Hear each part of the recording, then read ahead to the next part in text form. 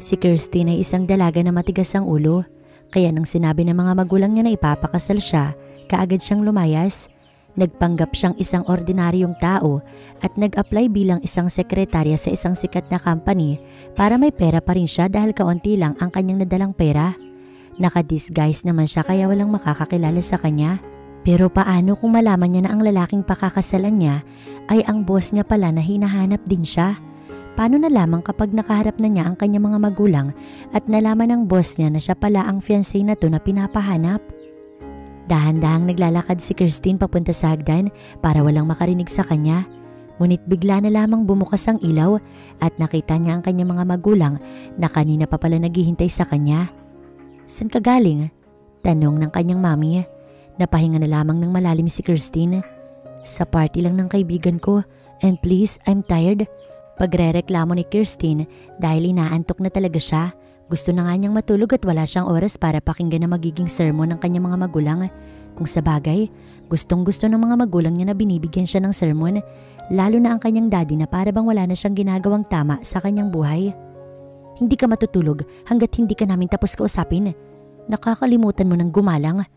Kulang na lamang, umusok ang ilong ng kanyang daddy dahil sa labis na galit. "Dad, sa friend ko lang ako galing. Alam mo na wala akong tiwala sa mga kaibigan mo. And that's not my problem anymore." Pabalang na sagot ni Kirstine. "Lumalaki kang bastos. Yan ba ang natututunan mo sa mga kaibigan mong yon? Napatapon ng buhay?" Napairap na lamang si Kirstine sa sinabi ng kanyang daddy. Kapag hindi siya napapasunod, ginagamit nito ang kanyang mga kaibigan na siya namang hindi tama dahil wala namang ginagawa ang mga kaibigan niya sa daddy niya. "As far as I know, wala silang ginagawa sa iyo, Dad.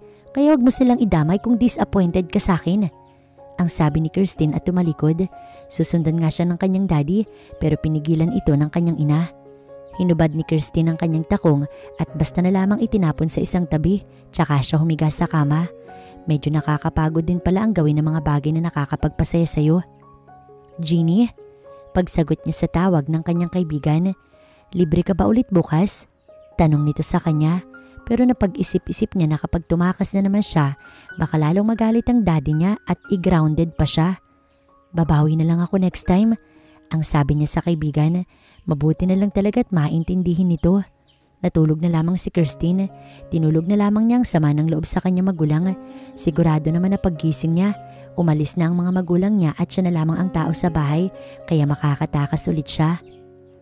"Ma'am Kirstine, ano pong gusto niyong almusal?" Magiliw na tanong ng katulong. "Egg and hotdog," simple niyang sabi. Napapangiti siya dahil alam niyang makakatakas siya pero nawala ang ngiti niya sa labi dahil sa sinabi ng katulong. "Ang sabi po ng mami at daddy niyo, wag ko daw po kayong paaalisin." "What?" gulat niyang tanong. "Pasensya na po ma'am pero pag umalis kayo, isusumbong ko kayo sa kanila." Alam naman ni Kirstine na walang takot ang katulong sa kanya. Sa mga magulang niya lamang ito natatakot. "Ayoko nang kumain," sabi ni Kirstine at naisipan nang bumalik na lamang sa kanyang kwarto. Kulang na lang, guluhin niya iyon dahil sa sobrang pagwawala.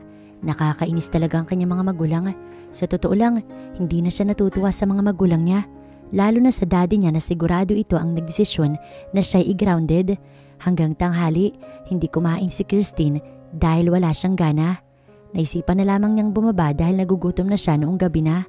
Pero hindi niya inaasahan na maaabutan niyang nag-uusap ang kanyang mga magulang tungkol iyon sa isang bagay na kahit isang minuto sa buhay niya, hindi niya pinag-aksayahan ng oras para isipin. "Han, hindi naman kailangan umabot sa point na ipakasal natin ang anak natin. Gusto ko lang na maging maganda yung future niya, na maging matino. E di pag ayaw niya, pwede namang i-divorce." Rinig niyang sabi ng kanyang daddy na kontrabida talaga sa kanyang buhay. Naisipan ni Kirstine na magpakita na sa mga ito pero hindi iyon halata na nakinig siya sa usapan. "Kirstine, anak, sabi ng maid hindi ka na kumain maghapon." Binigyan siya ng ngiti ng kanyang mami. "May narinig ka ba?" tanong ng kanyang daddy. "Bakit dad? May dapat po ba ako marinig?" Balik naman na tanong ni Kirstine sa kanyang daddy. "Mabuti pa'y kumain na lang tayo." Pag-aaya ng kanyang mami. Ngumiti si Kirstine, tanda ng pagsang-ayon pero sa isip-isip niya kung paano siya makakaalis sa kanilang mansyon. Ayaw niyang mangyari sa kanya mga napapanood sa palabas na naging miserable ang buhay matapos magpakasal. Inayos na ni Christine ang gamit niya dahil desidido na siyang umalis sa mansyon. Dati kasi medyo takot pa talaga siya na baka kung anong mangyari sa kanya pag umalis siya sa kanila. Pero ngayon alam niya na nakaya na niya. May pera na rin siyang dala para kung sakali. Siyempre sa araw na yun, pasimple lamang ang mga galaw niya. Hanggang sa pumunta ng sabay-sabay ang mga katulong sa kusina at yun na ang kinuha niyang pagkakataon upang umalis sa kanilang mansyon. Nagtaksi na lang siya, tsaka niya tinawagan ng kaibigan niyang si Jeannie. "What the F are you wearing, Christine Gray?" Tanong ng kaibigan niya at pati apelyido niya ay binanggit na to. Mabuti na lang talaga't mahina lang yung boses nito dahil kung hindi, baka nasampal niya ang kanyang kaibigan dahil maririnig ng ibang empleyado. Masyado pa namang kilala ang mga magulang niya. "Naglayas ako sa amin." Pag-amin ni Christine, alam niya naman na pagkakatiwalaan ng kaibigan niyang si Jeannie at hindi siya nito tatarid rin. "But why?" Talagang gustong malaman ng kaibigan niya ang buong detalye. "Ipapakasal ka nila? That's worst. Paano mo na may enjoy ang buhay mo kung kasal ka na? Kaya nga 'di ba? So please tulungan mo ko. Hahanap tayo ng bahay na pwede kong tirhan." Ang sabi ni Christine. "Oh my cousins, may mga house siyang binibenta. Mahal yung tinutukoy mo. Konti lang yung dala kong cash dahil alam mo naman sila mami. Nasa bangko ang mga pera." Naiiritang sabi ni Christine. "Then, saan tayo maghahanap?" Paarte pang tanong ng kanyang kaibigan. "Meron akong alam na place." Sa sinabi niyang iyon, napangiti pa si Christine na kinataka ng kanyang kaibigan.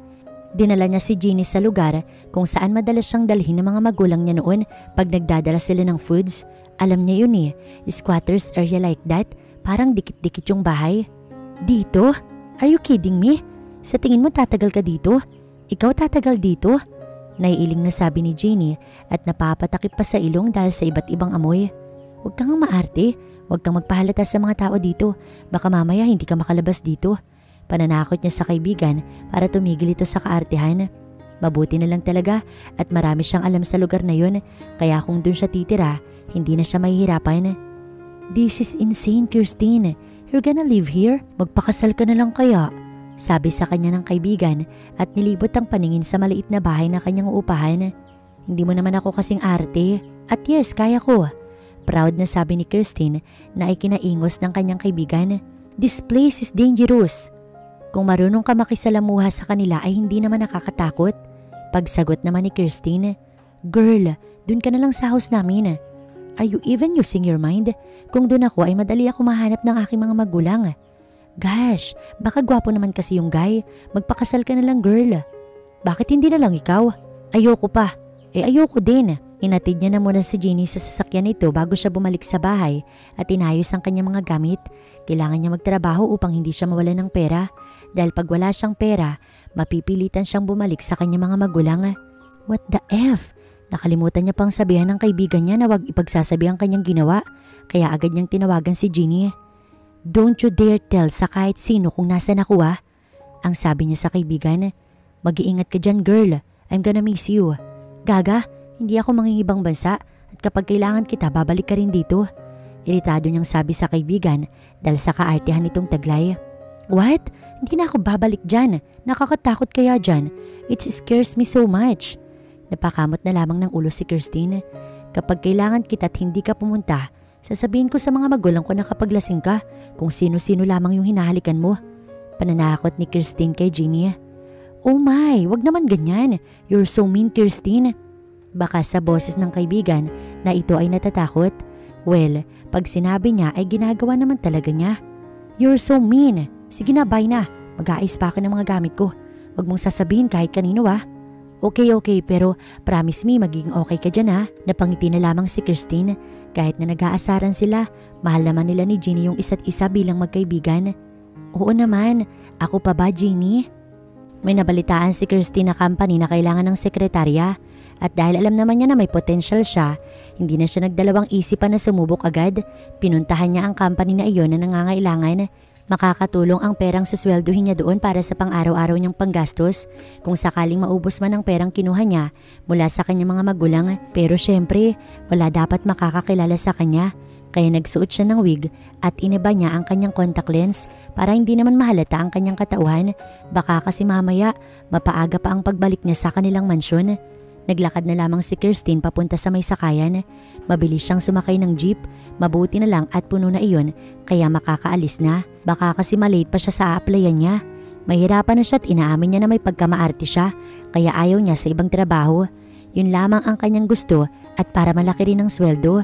Medyo iritado si Kirstine habang nasa jeep dahil ang kanyang katabi ay grabing makaupo. Mabuti na lang at nakarating na siya sa may company kaya pumara na siya tsaka nagbayad. Hindi niya kasi alam kung magkano ang ibabayad. Maayos naman ang suot niyang damit pero hindi naman yung aakalain talaga na galing siya sa isang mayamang pamilya. Saan yung office ng CEO? Tanong ni Kirstine sa babaeng nakasalubong na parang ayaw sagutin ang kanyang tanong. Mag-a-apply ka bilang sekretary? Nakataas ang kilay nitong tanong. Ay hindi, BF ko yung CEO at ako yung GF niya. Malamang ay mag-a-apply. Kanyang pamimiloso po sa babae dahil sa sobrang inis. As if naman matatanggap ka. Pangaasar ng babae. Kahit hindi niya naman talaga hinihingi ang walang kwenta nitong opinyon, binigyan pa talaga siya ng babae. So saan nga? Inis na tanong ni Kirstine. Maya-maya ay may lumapit sa kanyang isang babae at ito na ang nagturo sa kanya kung saan. Nag-elevator na lamang siya para mabilis siyang makarating doon. Huyo talaga ang babaeng yun sa kanya kapag natanggap siya bilang sekretary. Mag-a-apply ka rin ba, miss? Tanong ng nasa labas ng office ng CEO. Bakit kasi kailangan na yung CEO pa talaga yung magi-interview kung pwede namang iba na lang? Siguro mapili talaga at gusto ay yung best. Ah, yes po. Magalang niyang sagot. Aba, mahirap na sa mga ganoong pagkakataon ay kailangan niya magpanggap na siya ay mabait o mabuting tao kahit mabait naman siya pero minsan sumasama lang talaga yung ugali. Basta na lamang pumasok si Kirstine. Your name is? Tanong ng lalaki sa kanya na nakaupo sa swivel chair at mukhang ito ang CEO. Masasabi niyang gwapo ito pero hindi love life ang pinunta niya doon at baka kapag nalaman pa ng lalaki kung sino siya, ibalik siya sa kanyang mga magulang. I'm Kirstine Alvarez. Pagsisinungaling niya tungkol sa kanyang pangalan, taas noo pa nga siya. Susundin mo ba lahat ng iuutos ko sa'yo? Tanong pa ng lalaki. Bakit po ba ako nandito? Di ba nag-a-apply bilang sekretary nyo?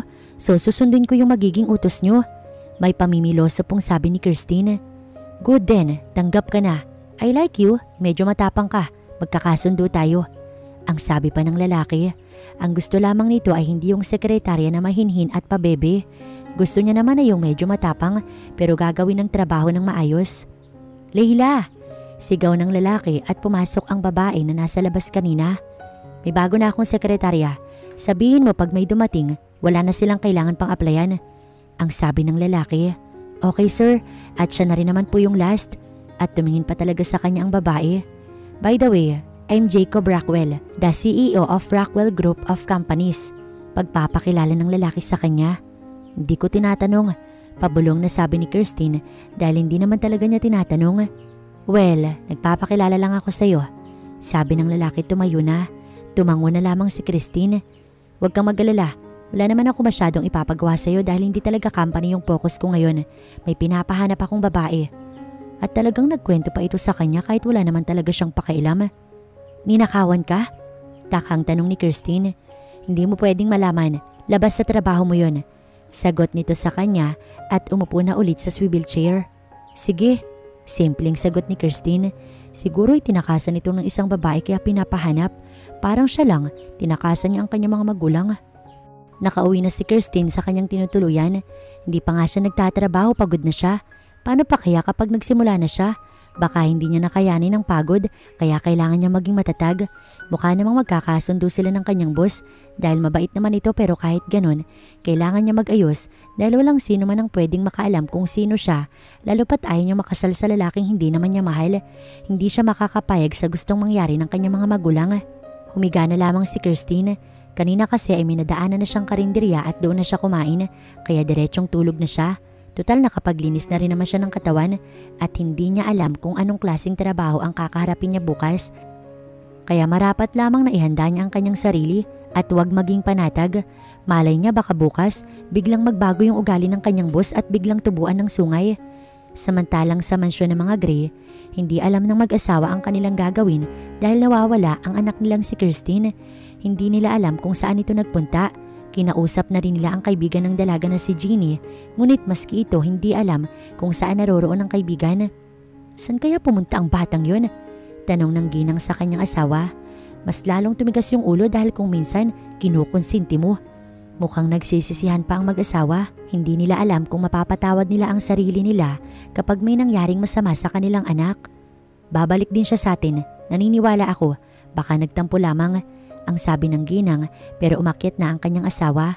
Marahil ay sa labis na inis at galit na nararamdaman sa kanilang anak na kung minsan puro perwisyo lamang ang naibibigay sa kanila. Ngunit kahit ganoon, mahal na mahal niya ang nag-iisang anak. Kinabukasan, maagang gumising si Kirstine at inayos ang kanyang sarili. Siyempre, dapat maayos din siya para hindi siya makilala. Kaya ayos na ayos talaga siya para pag nakarap niya ang CEO ulit, wala itong maipintas. Baka mamaya kung ano rin ang masabi sa kanya. Minsan kasi, hindi niya rin mapigilan ng kanyang sariling bibig kung ano-ano na lamang ang lumalabas doon na minsan hindi na rin maganda lalo kapag siya ay nagagalit. Todo sipol sa kanya ang mga tambay na madadaanan, ngunit hindi na lamang niya pinapasin ang mga ito dahil kung papatulan niya, mapapaaway lamang siya. Mas gusto ni Kirstine na kasundo niya yung mga tao doon dahil baka kasi mamaya palayasin na lamang siya bigla doon. Mabilis na nakarating si Kirstine sa Rockwell Group of Companies. Napangiti na lamang si Kirstine dahil may trabaho na nga talaga siya. Siguro kung alam lang ng mami niya, proud na ito sa kanya ngayon. Pumasok si Kirstine sa loob at nakasalubong niya ang babaeng na pagtanungan niya noong hapon. Yung babaeng parang ayaw siyang magkaroon ng trabaho na akala mo naman ay kung sinong maganda. Halatang insecure lang naman sa mga tao na nasa kanyang paligid. Natanggap ka? Hindi makapaniwala nitong tanong. Oo, bakit? Sagot naman ni Kirstine.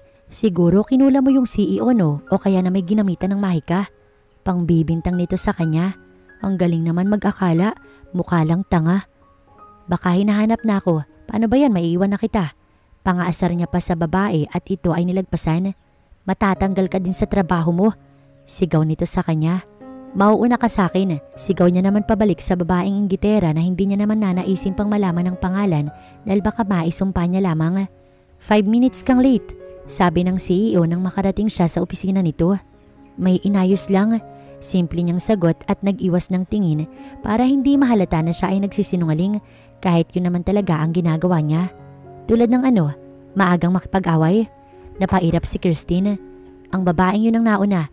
Sabi niya matatanggal daw ako agad sa trabaho ko. Ang sabi ko naman mauuna siya. Pagtatanggol ni Kirstine sa kanyang sarili. Dapat hindi ka na lamang pumatol. Sa gusto ko ngang pumatol Baka nakakalimutan mo na boss mo ko. Pagpapaalala sa kanya ni Jacob. Sorry boss, just call me Sir Jacob. Napatango na lamang si Kirstine. So ano pong ganap ngayon? Inayos na ni Kirstine ang kanyang boses kaysa naman masisanti siya agad. May meeting ako ngayon and you'll go with me. Ano pa nga ba, diba? Nang makita ni Kirstine ang babaeng naiinggit sa kanya nang palabas na sila ni Jacob ng company, mas lalo niya lamang itong ininis. Dinilaan niya pa yung babae na siya namang kinainis nito. Nakita niya pa kung paano ito nagpapapadyak. Sa totoo lang, aburido na si Kirstine lalo na sa babaeng kausap ng boss na nasaksakan ng arte ng boses. Parang ang sarap pilipitin ng dila para umayos ng pagsasalita dahil sa totoo lang, parang tanga ang babae. Halatang nagpapapansin ito sa boss niya, ayaw niya pa naman sa mga ganoong klaseng babae. Oo, pasaway siya, pero hindi naman siya ganoong klase ng babae na mapang-akit sa lalaki. So you will accompany me tonight?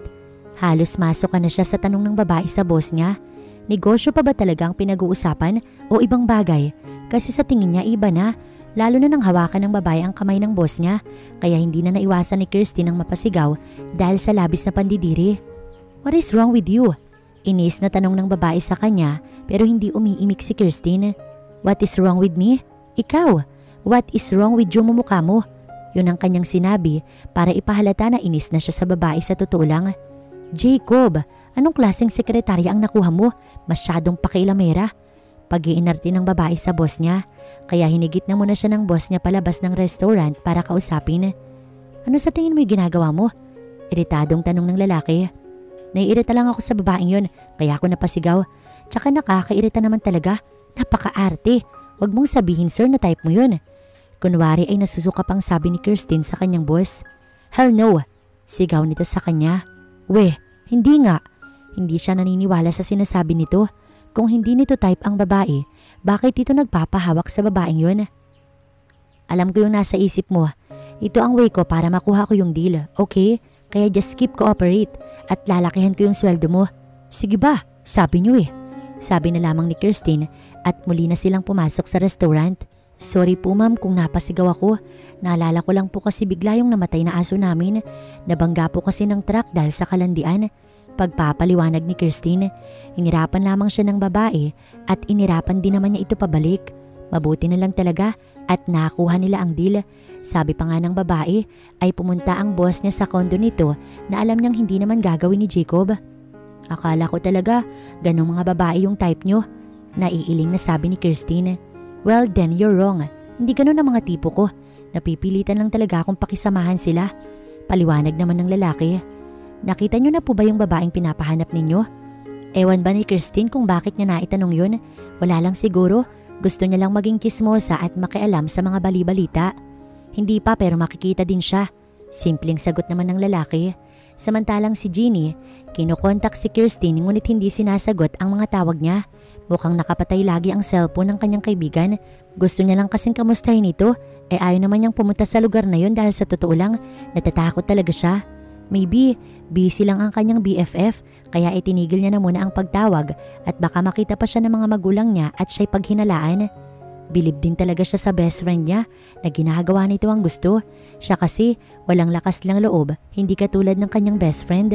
Nang makabalik sila Kirstine sa company, doon lamang sila kumain. Nakakatawa lang na galing na silang restaurant pero hindi pa sila doon kumain. Paano ba naman kasi? Puro noodles ang nandoon. Yun kasi ang gusto ng babaeng maarte. Kaya inis na inis talaga siya. At ang nakakatawa lang ding isipin, sa kantin ng company sila kumain. Sinamahan siya ni Jacob. Ngayon alam niya na wala itong kaartehan sa katawan pero ang tingin sa kanya ng ibang empleyado, lalo na nung isang inggit sa kanya, sobrang kakaiba. Para bang hinuhusga na yung buo niyang pagkatao. Mauubos mo yan? Takang tanong ng boss niya nang makita kung ano ang kanyang mga binili. Ito ay tapos ng kumain, samantalang siya ay magsisimula pa lamang. Pinauna niya lang talaga ang lalaki. Doon naman sa mansyon nila ay hindi siya madalas magutom at konti lang ang kinakain. Pero iba na ngayon. Oo naman. Ngayon niya lamang nasagot ang tanong ng boss niya. Then, hintay na lang kitang matapos. Sabi ni Jacob sa kanya at kinuha ang cellphone sa bulsa nito at naglaro muna. Dahil nga hintayin siyang matapos kumain. Iba ang lalaking boss niya sa mga CEO na kakilala niya. Yung iba kasi ay talaga namang sobrang sungit. Gabi na, ihahatid na kita. Sabi ng boss ni Kirstine. Pero agad siyang tumanggi dahil walang sino man ang pwedeng makaalam kung saan siya nakatira ngayon. Hindi na kailangan, kaya ko naman ang sarili ko. Sagot niya sa lalaki. Malayo ba dito ang bahay mo? Hindi naman. At nauna na siyang lumabas ng opisina. Hindi niya nga alam kung bakit sila ginabi. Siguro ay dahil sa may pinagawa sa kanya. Ewan niya ba kung bakit siya natagalan or mabagal lang talaga siyang kumilos. Sa elevator, sabay sila ng boss niya. Mauuna na sana siyang maglakad pero hinabol siya ng lalaki at sinabing iyahatid na nga siya nito at sa puntong yun, hindi na siya nakatanggi dahil gabi na rin at syempre, boss niya iyon. Sure kang dito na lang? Tanong ng lalaki sa kanya nang ibaba siya sa kanto. Oo, okay na ako dito, salamat sir. May paggalang niyang sabi. O sige, mag-iingat ka. Sabi nito bago pinaandar ang sasakyan. Napakibit balikat na lamang si Kirstine. Samantalang pagka-uwi ni Jacob, naabutan niyang nag-uusap ang kanyang mami at daddy. Saan? Pagtawag sa kanya ng kanyang mami nang siya ay makita na to. I'm tired. Sabi niya lang sa magulang para hayaan na nga siyang magpahinga. Sa totoo lang, ayaw niyang ipahanap ang babaeng yun o kahit ang tumulong sa paghanap dahil ayaw niya namang makasal sa kanya ang babaeng hindi niya naman mahal at pilit lang ang kanilang pagmamahalan. Gusto niya ay kung may babae man siyang pakakasalan, yung mahal na mahal talaga niya. Nang makarating sa kanyang kwarto, nagpalit lamang siya ng damit at nahiga na sa kama. Sa totoo lang, natutuwa siya sa bago niyang sekretarya. Ibang-iba ito kumpara sa ibang babae na nakilala niya. Para itong espesyal, kaya una pa lang kinuha niya na ito kahit wala pa siyang masyadong tanong na binibigay sa babae. Sigurado na siya sa babae na gusto niya itong maging sekretarya. Mukha ring tatagal sa kanya ang babae. Kinabukasan, maagang gumising si Jacob. Umaasa na hindi pagising ang kanyang mami at daddy sa mga oras na yon at tahimik siya makakaalis sa kanyang mansyon, ngunit gising na pala ang mga ito. Hindi ka na naghapunan kagabi, kaya mabuti pa kumain ka na muna. Malambing na sabi sa kanya ng mami. Wala naman siyang choice kundi ang sabayan ng mga ito dahil kapag tumanggi siya, Baka bastos na anak ang maging labas niya. Ayaw rin naman niyang mabastos ang kanyang mga magulang. We heard na may bago kang sekretary. Pagbubukas ng mami niya sa topic, I'm full, aalis na ako. At tumayo na nga si Jacob. Ayaw na niyang magkwento. Siguradong maraming magiging tanong at sasabihin ng mga ito at baka mabanggit pa ang tungkol sa kasal niya. Mabuti na lang at hindi siya sinagawan o tinawag ng kanyang daddy. Samantalang si Kirstine ay may bagong kaibigan sa company. Isang ordinaryong lalaki na empleyado na sa tingin niya ka-vibes niya dahil parang parehong-pareho sila ng personality. Kaya sa bawat sinasabi nito ay natatawa na lamang siya nang bigla na lamang dumating ang boss nila. Andiyan na pala ang boss natin, ang sabi sa kanya ni Alvin. Sige, balik ka na sa trabaho mo, mamaya na lang ulit tayo mag-usap. Ang sabi niya na lamang sa lalaki. Sabay silang pumunta ni Sir Jacob niya sa elevator. Pansin niyang parang masama yung umaga nito, ngunit hindi na lamang siya nagtanong, baka kasi mamaya kung ano pa yung isipin na to. Nang makarating sila sa opisina, hindi rin siya pinapansin ng lalaki na para bang may ginawa siyang masama. Naistorbo ko ba kanina yung pag-uusap niyo ng kaibigan mo? Tanong nito sa kanya. Si Alvin, kanina lang kami nagkakilala. Mabait naman siya. Pagkukwento pa ni Kirstine. Wala bang nagsabi sa'yo na bawal ang landian sa trabaho? Ha? Anong landian yung pinagsasasabi mo? Tanong naman ni Kirstine sa boss niya. Pero hindi ito sumagot kaya pinilit niyang kinulit ang lalaki. That guy, naglalandian kayong dalawa. Pag-aakusa ng boss niya. Kaya napailing-iling na lamang si Kirstine, hindi makapaniwala sa mga sinasabi na to. Anong landian yung sinasabi mo dyan? Kanina ko nga lang naging kaibigan. Kung makaakto ka parang BF kita, boss lang naman kita. Pag-angal pa ni Kirstine sa boss niya na hindi niya malaman kung saan ba nanggagaling ang mga sinasabi. Hindi na naman umimik pa ang lalaki. Hindi na rin nagsalita pa si Kirstine dahil sa totoo lang ang pinakaayaw niya sa lahat yung pinakikialaman siya. Para pala itong ang mga magulang niya. Mabuti na lang talaga't walang meeting sa labas si Jacob sa araw na yun. Kaya naman naisip niyang sabayan na lamang sa lunch si Alvin. Tutal, magkaibigan na silang dalawa ng lalaki. Kaysa naman sa boss niya na masyadong assuming, kinausap lang, BF na agad. Masama ang tingin ni boss sa atin. Sabi kay Kirstine ni Alvin. Huwag mo na lang pansinin. Sabi naman ni Kirstine sa bago niyang kaibigan. Kung pagtutuunan nila ng pansin ng lalaki, wala naman silang mapapala kaya mas mabuti pang wag na lamang nila itong pansinin. Natatakot ako, baka mawalan ako ng trabaho. Ewan ko sa'yo, bahala ka kung magpapaapekto ka sa kanya. Naiiling na lamang na sabi ni Kirstine. Ang tapang mo din no? Mangha nitong sabi sa kanya. Sa buhay, kailangan mong maging matapang at hindi basta maging sunod-sunuran. May ibig sabihin ng sinabi ni Kirstine. May malalim siyang sinasabi at sana magets agad yun ng lalaki. Dahil nakikurious na siya, nilingon na ni Kirstine ang boss niya na kanina pa sila pinagmamasdan at dahil sa matapang nga talaga siya, inirapan pa niya ang boss niya. Paano ba naman kasi? Masyadong tamang hinala dahil paano niya ba naman magiging kalandian si Alvin kung bago niya pa lamang nakakakilala ang lalaki? Parang syunga lang ang boss niya. Nang matapos kumain, nagpaalam na si Kirstine na kailangan niya nang bumalik sa trabaho. Tanging ngiti lang ang tinugon ni Alvin. Napakibit-balikat na lamang si Kirstine dahil sa totoo lang, wala namang nakakatakot sa boss nila kaya bakit natatakot ang mga tao ron para lamang silang sira. Bumalik na si Kirstine sa opisina ni Jacob. Naabutan niya ang lalaki na parang may kausap sa cellphone. Sa tingin niya ay business partner pero wala naman siyang pakailam ron. Hinihintay niya lamang kung ano ang ipapagawa nito sa kanya. Maya-maya pa ay nagring ang kanyang cellphone kaya naisipan niyang sagutin yun. Nagpaalam muna siya kay Jacob. Si Jeannie lang pala ang tumatawag. Thanks God, sumagot ka din. Ang sabi ng kanyang kaibigan. Narinig niya pa ang paghinga nito na parang sobrang thankful dahil sinagot niya ang tawag. Hindi niya kasi talaga ginamit ang cellphone niya para walang istorbo. Ano yun? Bakit ka napatawag? Tanong ni Kirstine sa kaibigan. Gusto lang kitang kamustahin. May halong lungkot ang boses nito. Pati tuloy ang kaibigan niya ay nasungitan niya dahil sa nakakainis niyang boss. Hay nako naman talaga. I'm sorry, pero alam mo naman na pwede mo akong puntahan, di ba? Pero natatakot nga ako, di ba?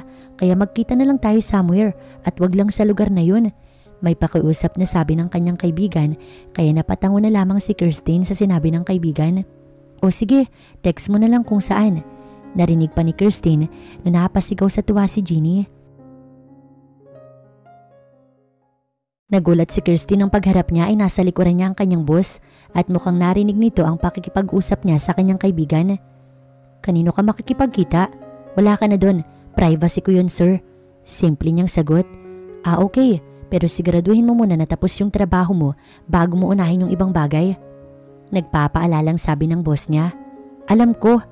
Pataray pang sabi ni Kirstine at nilagpasan ang boss niya. Samantalang si Jacob, hindi malaman ang dahilan kung bakit hinahayaan niya ang babae na sagot-sagutin siya, yung ibang mga empleyado hindi iyon nagagawa sa kanya. Pagpasok niya sa opisina, naabutan niya si Kirsty na inaayos na mga pinagagawa niya at kalmado lamang ito. Hindi nagmamadali, hindi katulad ng mga nauna niyang sekretarya na natataranta kapag siya'y nakikitang nanonood. Pwede ho ba? Huwag kayong masyadong makatingin sa akin. Ang sabi pa ng babae. Hindi kita tinititigan. Pagsisinungaling naman ni Jacob. Kaya pala ramdam ko na may nakatingin sa akin. Napapailing nitong sabi. Habang tumatagal ay mas lalo siyang napapabilib ng babaeng to at ngayon lamang siya napabilib ng isang babae lalo na sa trabaho. Hindi ka ba natatakot na mawalan ng trabaho dahil sa pagsagot-sagot mo sa akin? Pagtatanong niya sa babae.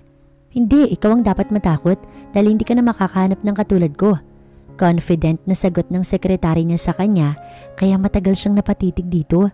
Ngunit mabilis din siyang nag-iwas ng tingin pero nakita niya pa rin kung paano napangiti ang babae. Uwian na naman, papara na sana ng jeep si Kirstine nang bigla na lamang may humawak sa kanyang kamay. Magmumura na sana siya nang makita niya kung sino ang nakahawak doon. Walang iba kundi ang boss niya.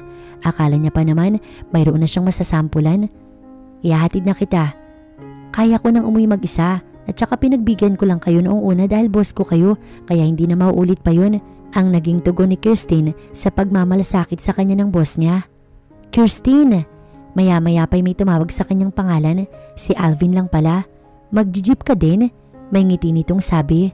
Oo. Sabay na ako sa'yo. Sabi naman na to. Ihahatid na kita. Sabi sa kanya ni Jacob pero hindi napapapilit pa si Kirstine. Gagawin niya kung anong gusto niya at iyon ang hindi magpapahatid kay Jacob. Magkasabay naman kami ni Alvin kaya wala na kayong dapat ipaglala. Maya-maya pa'y may dumaan na jeep kaya sumakay na sila ni Alvin. Habang nakasakay sa jeep, nakita niya pang nakatayo pa rin sa kaninang pwesto ang boss nila. Sa tingin ko, may gusto sa'yo yung boss natin. Natatawang sabi ni Alvin. Loko-loko ka? Bakit? Pwede naman diba? Sa ganda mong yan, maraming pwedeng magkagusto sa'yo. Pambubola pa sa kanya ng lalaki. Kung hindi niya lamang talaga ito kaibigan, baka nasapak niya na ito dahil sa pagiging bolero. Hindi ganun yung mga type ko. Pagsasabi ng totoo ni Kirstine, mga magulang niya pa siguro ganun yung type, pero siya hindi. Naunang bumaba si Kirstine, kaya nagpaalam na siya kay Alvin. Ayos, may makakasabay na pala siya kada uwian. Samantalang si Jacob, nakasimangot na umuwi sa kanilang mansyon, na kinataka naman ng kanyang mga magulang. May masama bang nangyari sa company? Tanong ng kanyang ama dahil sa kakaiba niyang mood. Hindi sanay ang mga ito na nakikita siyang ganoon. Kapag umuwi kasi siya, lagi lang siyang cool at kung may problema, parang wala rin sa kanya. Nothing. Simple niyang sagot. Alangan namang sabihin ni Jacob ay isang babae yung dahilan ng pagiging mainit ng ulo niya nang dahil lamang sa tinanggihan siya na to. Para naman kasing ang babaw lang ng rason. Dapat nga hindi niya hinahayaan na ginaganon siya ni Kirstine. Si Kirstine ay bumili na lamang ng cup noodles sa tindahan at yun na lamang ang ginawang hapunan. Wala kasi siyang gana. Hindi siya natutuwa kay Alvin. Sa biro nito na baka gusto na siya ng boss nila. Dahil sa totoo lang, wala naman talagang nakakatuwa sa biro na to. Tumakas nga siya para hindi makasal sa tulad niyang mayaman. Tapos, may lalaking mayaman na magkakagusto sa kanya.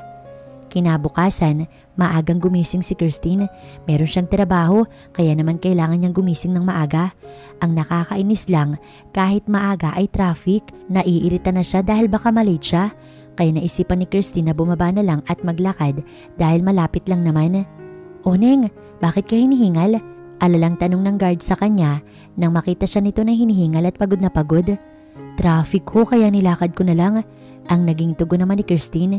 Hindi na nga maganda ang nararamdaman niya dahil medyo hinihingal pa rin siya tapos hindi niya pa gusto ang makikita sa opisina. Kausap lang naman ng boss niya yung babaeng maarte na nakamiting na nito sa isang restaurant nung isang araw.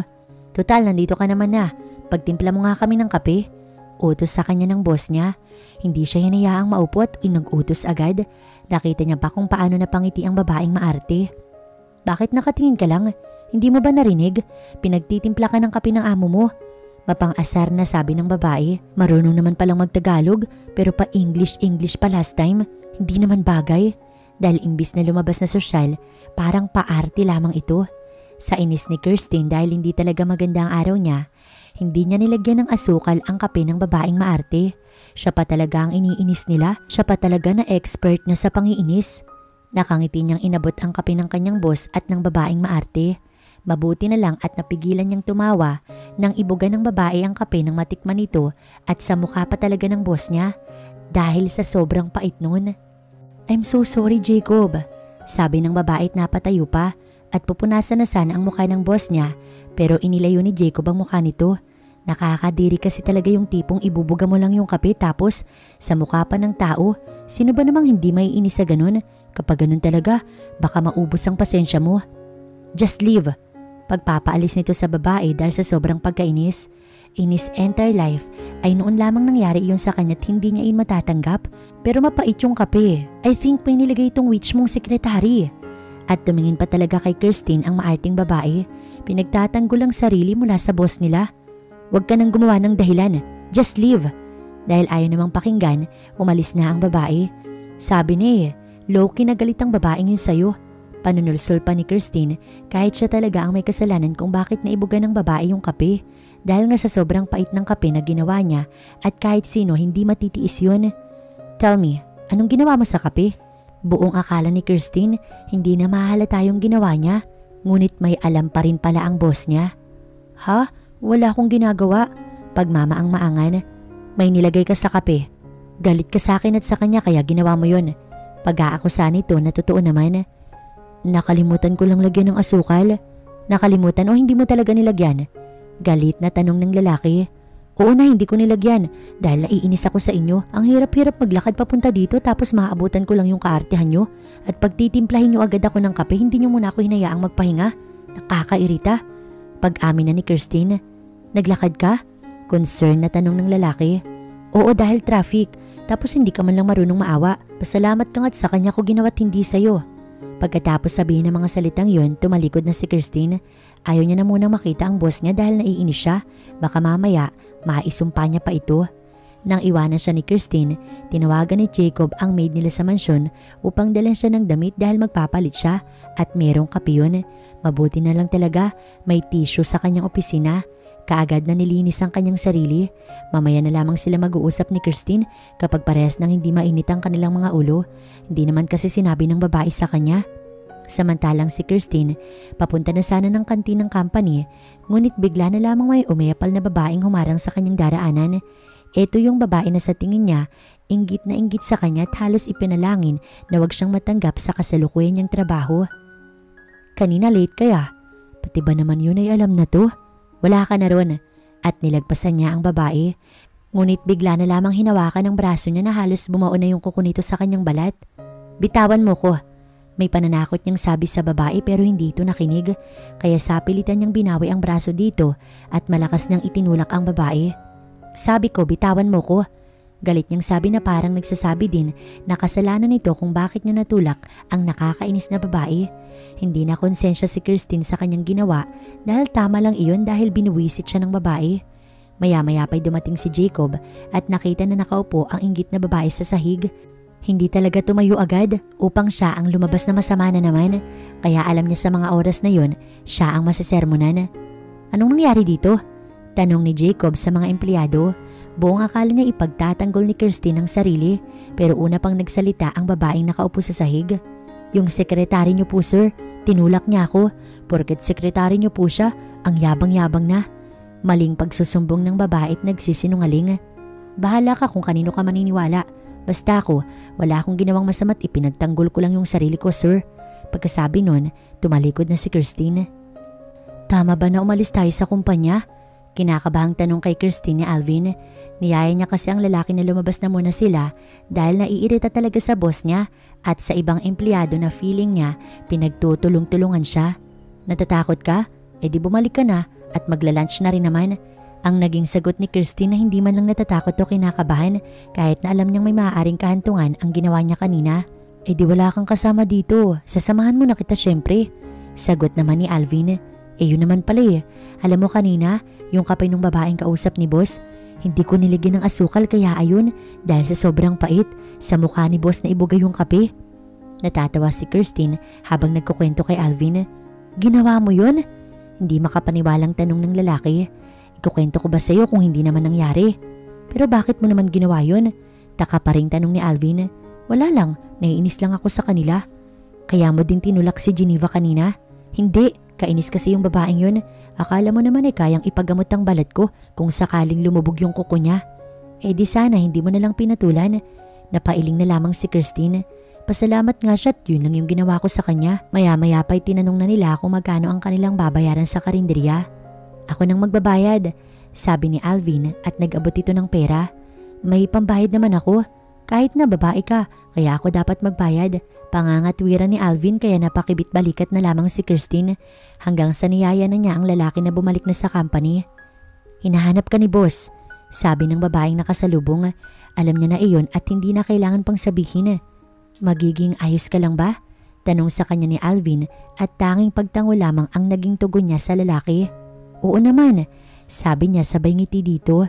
Kalmado pa rin si Kirstine kahit noong nasa harapan na niya si Jacob.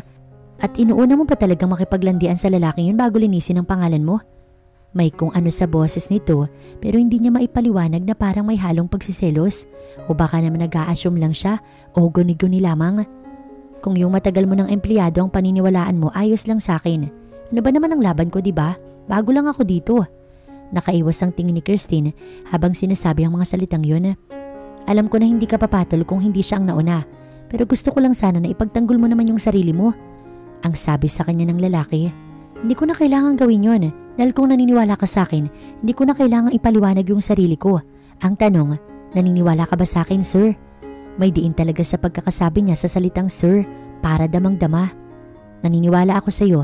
Okay, sabi ni Kirstine at napatango na lamang. Babalik na sana siya sa kanyang pwesto nang may itinanong ang boss niya. Gusto mo ba yung lalaking yun? Si Alvin? Kanyang tanong. Yes. Secret, no clue. Sabi niya na lamang sa lalaki. Parang kanina lang nagtatalo sila. Tapos bigla siyang tatanungin kung gusto niya yung lalaking sa tingin niya ay kaibigan niya lang. Napailing-iling na lamang si Kirstine. What? Nagbo-work ka sa isang company? Kahit pwede naman na pangasiwaan mo na lang yung sarili niyong company? Hindi makapaniwalang tanong ni Jeannie sa kanyang kaibigan. Sa totoo lang ay hindi siya makapaniwala na doon naabot ang katigasan ng ulo ng kanyang kaibigan na mag-a-apply pa talaga ito ng trabaho sa isang company at magpapanggap na kapos kahit na napakayaman ng mga magulang na to. Can you just lower your voice, Jeannie?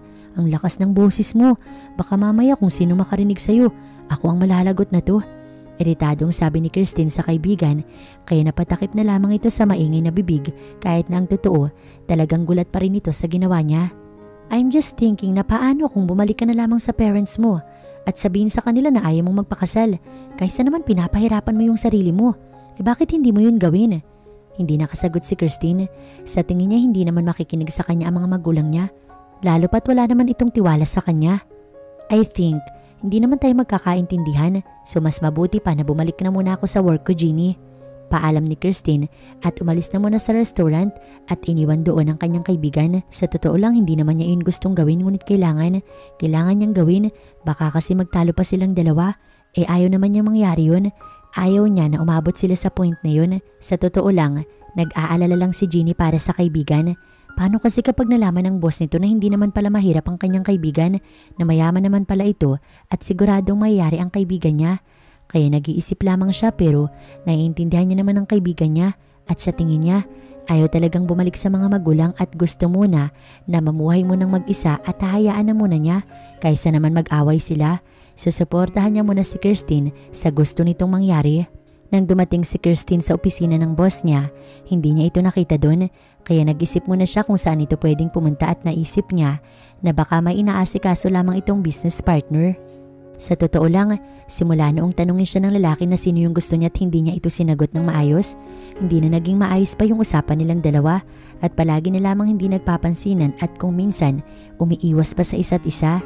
Ngunit hindi na lamang inaalala ni Kirstine ang bagay na yun, lalo na kung siya lamang din ang maapektuhan.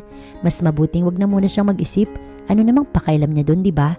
Trabaho lang naman talaga ang pinunta niya doon at bukod doon, wala nang iba kaya hindi siya pwedeng magreklamo. Tapos na si Kirsten sa kanyang ginagawa kaya naisip niyang lumabas na muna ng opisina ng kanyang boss para naman magpahangin kahit may aircon naman doon. Ang ibig niyang sabihin, yung magpahangin man lang sa labas. Feeling niya kasi nasusuffocate na siya sa hangin ng opisina. Ngunit gayon na lamang ang gulat ni Kirsten nang nakikipag-usap na siya kay Alvin. Nakita niya ang boss niya na may kasamang babae at pinasok nito ang babaeng iyon sa opisina. May girlfriend na pala si boss. Akala ko ikaw yung gusto nun. Tanong ni Alvin. Ngunit hindi na lamang umimik si Kirsten at sinabing babalik na siya sa trabaho na sana hindi na lamang niya ginawa dahil naabutan niya ang boss niya nakahalikan ng babae at natigil lang lamang ang dalawa dahil siya ay nakita. Huwag niyo akong pansinin, ituloy niyo lamang yan. Ang utos ni Kirsten dahil sa totoo lang, hindi naman talaga siya dapat na pagtuunan ng pansin. Marapat lamang na ituloy ang mga ginagawa nito nang hindi siya inaalala. Paano namin matutuloy ang ginagawa namin kung nandyan ka? Mataray na tanong ng babae sa kanya na kung tutuusin ay hindi naman talaga maganda. Kung bagay nagmamaganda lamang dahil medyo makapal ang makeup at mukhang kung saan lang ito pinulot. Eh di sorry naman, mukhang ako pa ang kailangan mag-adjust. Pabirong sabi ni Kirsten at dinala ang mga gamit na kailangan. Doon na muna siya sa labas magtatrabaho at makikihalubilo sa ibang empleyado kaysa naman makapanood pa siya ng live show na hindi naman niya gugustuhin mangyari. Hindi siya fan ng mga ganoong team ng palabas. Tinanong mo kung girlfriend? Tanong sa kanya ni Alvin noong nasa table na siya nito. Pumasok ka kaya sa loob ng opisina tapos interviewin mo yung dalawa nang hindi ka sa akin tanong ng tanong. May halong inis na sabi ni Kirsten kay Alvin kaya natahimik na lamang ang lalaki at siya ang napairap. Nawala nga ang maarting babaeng yun. Ngayon naman, may pumalit na mukhang kung saan lang pinulot na babae na nagmamaganda lang at hindi naman talaga maganda. Baka nga mas maganda pa yung paa niya dun sa totoo lang. Mabuti na lang at mabilis na natapos ni Kirsten ang mga papel na kailangan niyang iayos sa utos ng kanyang boss. Kaya makakabalik na siya sa kanyang opisina at sa tingin niya, hindi na lamang niya papansinin ang buwisit niyang boss na kung balak lang pala siyang inisin, sana hindi sa ganoong paraan dahil nakakainis naman talaga sa totoo lang at baka kapag hindi na siya makapagpigil kung anong magawa niya dito. Saan ka galing? Tanong ng boss niya nang makabalik siya sa loob ng opisina at nagawa pa talaga siyang tanungin tungkol doon gayong eto ang nagtulak sa kanya na lumabas na muna kanina tsaka yung babaeng kasama niya. Umalis na pala yung babae. So far sa tingin ko, bagay naman kayong dalawa. Yun ang sabi ni Kirsten, imbis na sagutin ang tanong ng boss niya. Yun na lamang ang kanyang sinabi at sa totoo lang, napilitan pa talaga siya na sumagot. Kung hindi lang talaga kailangang sumagot, hindi naman siya magsasalit at ibubuka ang kanyang bibig at aaksayin ng laway na magpaliwanag. I'm asking you, Kirsten, saan ka nagpunta? Tanong pa ulit ng lalaki. Bakit niyo ho ba tinatanong? Ano sa tingin niyo yung gagawin ko dito? Mananatilit manunood sa pakikipaghalikan niyo sa iba? Ganun ba? Na hindi ko gagawin. Kaya lumabas muna ako para hindi kayo maistorbo. O ayan, sinagot ko na ha. May tanong pa ba kayo? Inis na sagot ni Kirsten sa kanyang boss. Ang dami mong pwedeng puntahang table. Sa lalaking yun pa talaga? Galit na tanong ng lalaki. Sa totoo lang, hindi na ito maintindihan ni Kirsten. Hindi niya alam kung anong nangyayari sa boss niya. Marahil ay nababaliw na ito. Bakit kayo? Kung makipaglampungan kayo, ang dami-daming pwedeng lugar kung saan pwede niyong dalhin yung babae. Bakit dito pa talaga? Tanong ni Kirsten at pagkasabi nun, tinalikuran niya ang lalaki. Ngunit bago pa siya tuluyang makalabas ng opisina, nahawakan na nito ang kanyang braso. Ano ba? Bitawan mo nga ako? Inis na sabi ni Kirsten sa boss niya. Ayaw niya talaga sa lahat ay yung hinahawakan siya at yun ang ginagawa ng lalaki sa kanya. Kaya sa totoo lang, gusto na niyang manampal na mga oras na yun dahil sa sobrang pagkainis.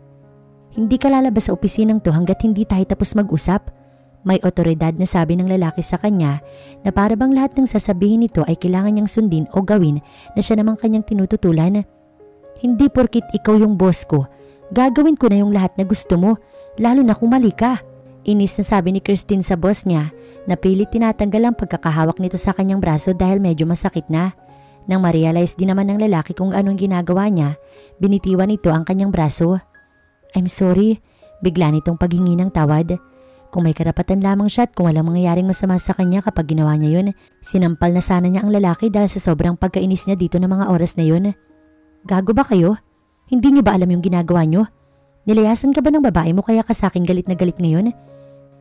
Inis na tanong ni Christine sa lalaki dahil halata naman talagang naiinis at nabubwisit ang lalaki sa kanya.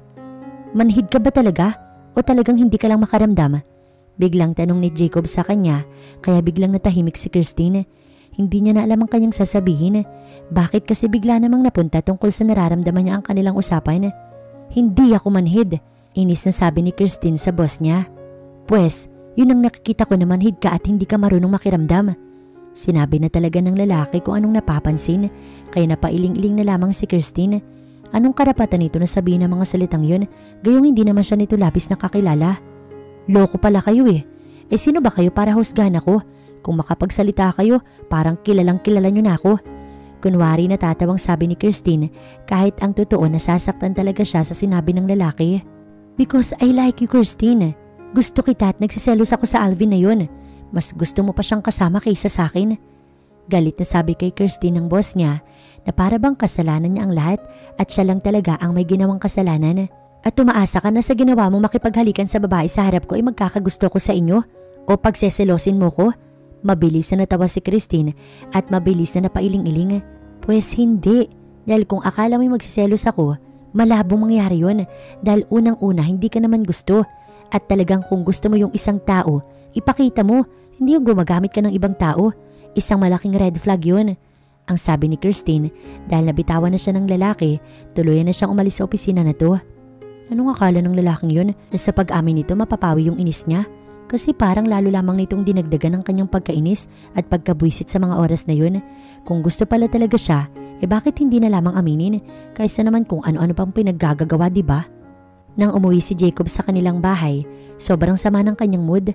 Bakit niya ba kasi ginawa ang bagay na yun? Bakit kailangan niyang gumamit ng babae na kung tutuusin ay kung saan niya lamang pinulot? Mapansin lamang siya ni Christine na sa totoo lang ay napansin naman talaga siya ng babae pero hindi dahil sa nakuha niya yung atensyon nito kung hindi dahil nakuha niya yung inis at pagkabwisit ng babae. Sa totoo lang at sa tingin niya, silang dalawa hindi makakapag-usapan ng maayos dahil sa kanyang kainis-inis na ginawa. San, may problema ba? Tanong kay Jacob ng kanyang ina nang siya ay makita na to. Pero hindi siya sumagot at nagtuloy-tuloy lamang sa pag-akyat ng hagdan para pumunta sa kwarto niya at gusto niyang makapagpahinga at makapag-isip-isip ng maayos. Mas nagagawa niya kasi mag-isip ng maayos kapag mag-isa lamang at walang gumagambala. Bakit naman kasi talaga ang babaeng napili niya ay mukha naman talagang kung saan lang pinulot at yun talaga ang napansin ni Christine dahil sa sobrang kagalingan na to.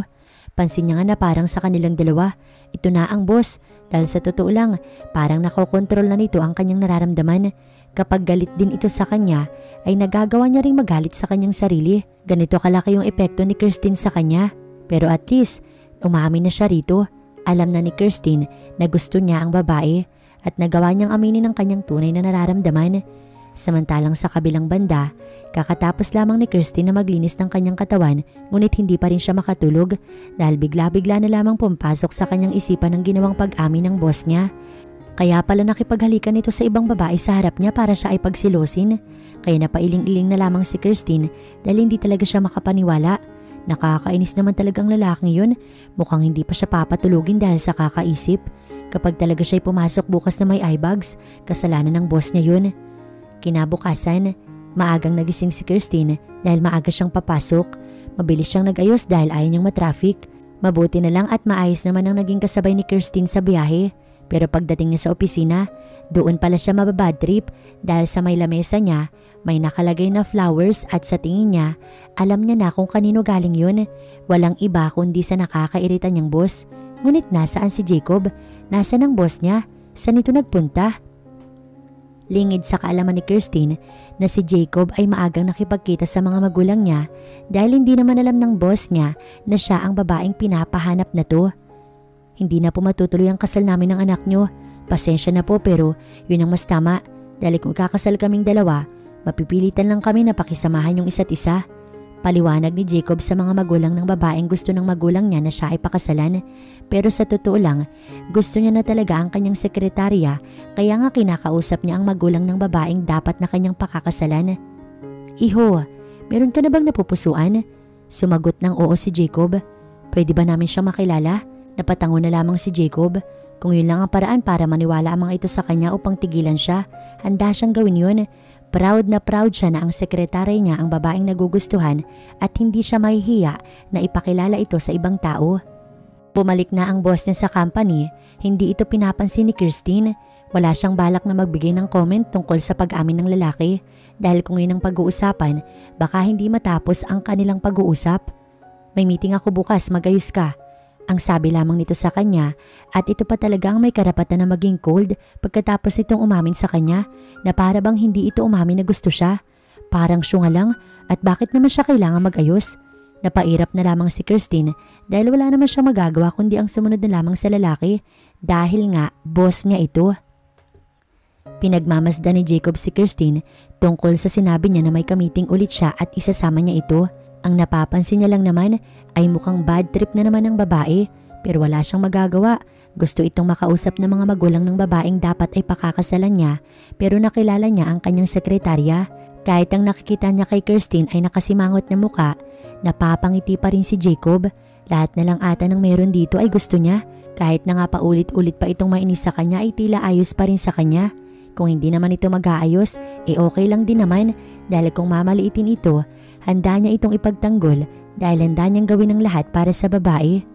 Nang magtama ang mga mata nila, inirapan lamang siya ni Christine.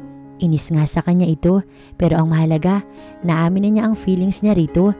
Kinabukasan ay walang choice si Christine kundi ang magbihis ng maayos. Medyo inayos niya yung sarili para alam niya na walang makakakilala sa kanya. Ang tunay niyang buhok ang kanyang gamit, ngunit ang contact lens ay hindi niya tinatanggal. Hindi maiwasang mapahanga ni Jacob nang masilayan ang kanyang sekretarya. Tila ba may bigla siyang naalala pero sinawalang bahala niya na lamang yun. Habang palabas sila ng company, panay ang tingin ng mga empleyado sa kanila lalo na sa kanya. Yung iba ay napapairap pa, marahil ay dahil sa inggit dahil mas maganda siya sa mga ito. Ewan ba ni Christine kung bakit noong papasok na sila sa restaurant, bigla na lamang siyang kinabahan sa hindi niya malamang dahilan. Parang may mali, iba ang pakiramdam niya. Pero sinawalang bahala niya na lamang yun dahil baka masyado lamang siyang nag-overthink. Ngunit ganoon na lamang ang gulat niya nang makita niya ang kanyang mga magulang nakamiting ng kanyang boss. Pupunta na muna sana si Christine sa banyo nang bigla na lamang siyang ipinakilala ni Jacob sa sarili niyang mga magulang. "Ma'am, sir, this is my secretary Christine." Pagpapakilala ng lalaki. Hindi maiangat ni Christine ang kanyang muka dahil sa sandaling gawin niya yon, alam niyang makikilala siya ng kanyang mga magulang. "Iho, mukhang ayaw niyang ipakita ang mukha niya sa amin." Ang sabi ng ginang. Boses pa lamang ng mami niya, kinikilabutan na siya. Mga oras na yon, alam niyang wala na siyang choice kundi harapin ang lahat. Si Jacob na lamang ang kanyang sisisihin dahil sa mga pinaggagawa nito. "Iha?" Ganun na lamang ang gulat ng kanyang ina nang siya ay makita kaya hindi ito nakapagsalita at hindi na tuloy ang sasabihin. "Kilala niyo po siya?" Naguguluhang tanong ni Jacob nang mapansin na parang kilala ng mag-asawa ang kanyang sekretarya. "Paanong hindi namin siya makikilala kung siya ang aming anak at siya ang dapat na babaeng pakakasalan mo?" Miski yung ama ni Christine ay gulat na gulat. "What?" Hindi makapaniwalang tanong ni Jacob nang tignan niya si Christine at nakaiwas na ito ng tingin na parang guilty ito at alam na nagsasabi ng totoo ang mag-asawa. "Siya ang anak namin, iho. Siya si Christine." Sabi ng mami ni Christine. Madali siyang nalokot na paikot ng babae. Hindi naman pala ito mahirap kaya bakit kailangan itong magtrabaho sa kanya't maging sekretarya kung pwede naman pala itong maging tagapamahala. "Aalis na ako dito," biglang sabi ni Christine pero bago ito makaalis, nahawakan ni Jacob ang kanyang braso. Ayaw paalisin ng binata ang dalaga. "Ano ba? Bitawan mo nga ako." Pagwawala ni Christine dahil nga sa ayaw niya sa lahat ay yung kinokontrol siya at yun ang ginagawa ng lalaki ngayon. Siya ang kinokontrol nito. "No, hindi ka aalis." May diin na sabi ni Jacob. "We're so sorry anak. Kung masyado kami naging mapagkontrol ng daddy mo sa'yo, kung masyado ka namin pinakailamanan." Wika ng mami ni Christine, ngunit napailing-iling lamang ang babae. "Ayoko magpakasal sa lalaking hindi ko naman mahal at habang buhay na magpakontrol sa inyo. At kapag hindi ko kayo sinunod, pagsasalitaan nyo lang ako ng masama." May hinanakit na sabi ni Christine. Tumingin ito kay Jacob. "Umamin ka nga. Alam mo ba yung tunay kong pagkatao kaya mo ko dinala dito at ipinakilala sa kanila?" Tanong ni Christine at kunwari pang tumawa. Sa bagay, magsasabi ba naman ng totoo ang lalaki sa kanya? "Anak, walang..." Hindi na natuloy ng ginang ang sasabihin nang putuli ng sarili niyang anak ang kanyang sasabihin. At sa tingin niyo maniniwala ako sa inyo? Walang sino man sa inyo ang pwedeng magdikta sa akin kung anong gagawin ko. At mabilis na tinanggal ni Kirstine ang pagkakahawak ni Jacob sa kanyang braso at tumakbo palabas ng restaurant. Huwag mo na muna siyang sundan, iho. Hayaan mo na muna. Ang sabi ng ina ni Kirstine kay Jacob na akmang susundan nito ang dalaga. Samantalang si Kirstine, tinawagan ng kaibigan niyang si Jeannie upang magpasundo. Mabuti na lamang at malapit lang ang kaibigan niya sa lugar kaya mabilis siya nitong napuntahan. Gusto na muna niyang makaalis sa lugar na yon. Ano bang nangyari? Alalang tanong ni Jeannie. Nanatiling muna siyang tahimik tsaka siya nagkwento sa mahal na kaibigan at hindi naman ito makapaniwala sa nalaman. What? Nagtrabaho ka sa lalaking pakakasalan mo? Halos mapanganga pa ito dahil hindi talaga makapaniwala. Kaibigan ba talaga kita? Sige, ilakas mo pa.